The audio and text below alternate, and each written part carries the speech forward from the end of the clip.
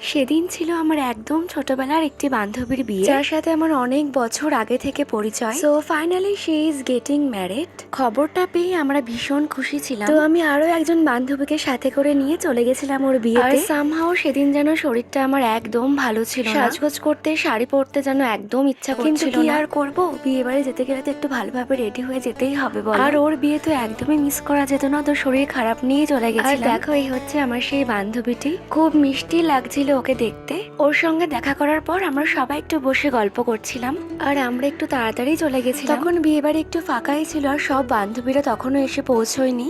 সে কারণে আমরা ওদের জন্য ওয়েট করছিলাম। আর এই যে দেখো, এটা আমার একটা ফ্রেন্ড, যার সঙ্গে আমি বিয়ে বাড়িতে গেছিলাম। জায়গাটা খুব সুন্দর করে ডেকোরেশন করা হয়েছিল, ভীষণ ভালো লেগেছে।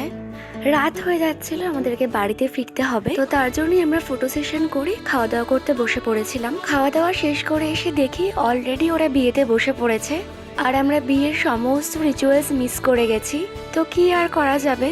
তারপরে আমার আরো কিছু ফ্রেন্ডসদের সঙ্গে দেখা করে সুন্দর সুন্দর ফটো ক্লিক করে আমি বাড়ির পথে রওনা দিলাম। খুব ছোট একটা ব্লগ শেয়ার করলাম তোমাদের সঙ্গে। কেমন লাগলো প্লিজ কমেন্টে জানিও। বাই সবাইকে।